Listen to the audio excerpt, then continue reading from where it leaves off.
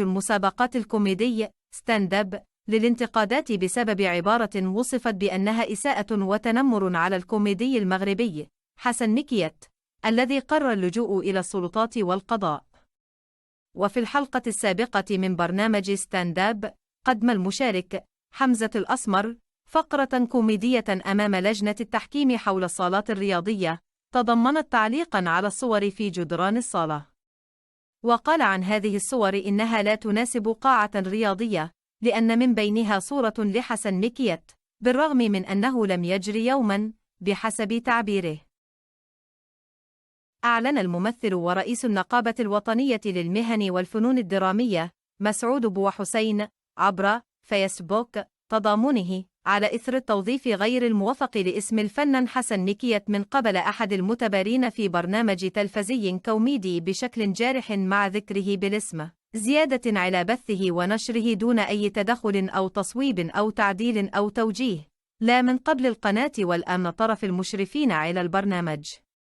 وكتب الممثل رضا بن مبارك: السيد حسن مكيت، أو كما طبع في ذاكرتنا باسم برطال، الذي كنا نحبه ونحن صغار ولا نزال نحبه، تعرض للإهانة من مشارك في برنامج تلفزي فيه كل شيء إلا الفكاهة. كل التضامن.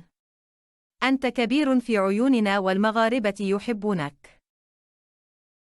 ودون الممثل سفيان أنغور: الكوميديا مدرسة، وهي نوع من أنواع التشخيص الجميل والمرح، وعندما نريد أن نضحك الجمهور لا نضحكهم بالآخر، وإذا قمنا بإضحاك الشخص بالشخص فهذا يسمى تنمراً.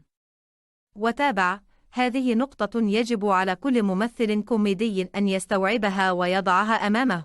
إذا كنت تحب معالجة الواقع في قالب كوميدي، فالحياة مليئة يا صديقي بالمواضيع الهادفة التي يجب أن نتطرق إليها ونعالجها بطريقتنا دون أن نؤذي الآخر.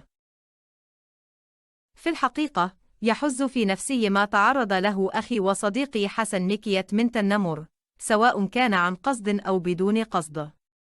وهنا لا ألوم المشارك في البرنامج، ولكن اللوم يرجع إلى لجنة التحكيم والمؤطرين، لأنهم لم يوجهوا للمشارك أي نصيحة عند انتهائه من النص. وأيضا نحن نعرف بأن الحلقة مصورة بالتقطيع ومرورها إلى عملية المونتاج، كان من الممكن أن تقصوا هذه اللقطة الصغيرة كما تقصون رسائل لدولة كان يواجهها بعض المشاركين في الدورات الماضية.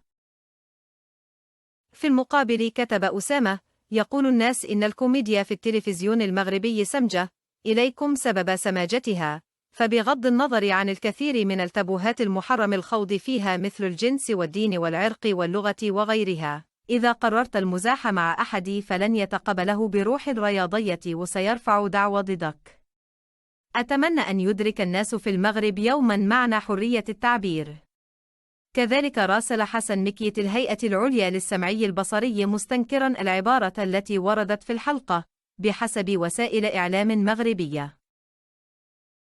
ونقلت مواقع مغربية أن الفنان كلف محاميا رفع دعوى قضائية من أجل رد الاعتبار إليه كفنان ومبدع مغربي، خصوصا أنه اكتشف الحلقة بعدما تعرضت ابنته للتنمر في مدرستها، ودخلت في حالة حزن واكتئاب شديدين، وهو الأمر الذي أغضبه كثيرا ليقرر الاحتماء بالقانون.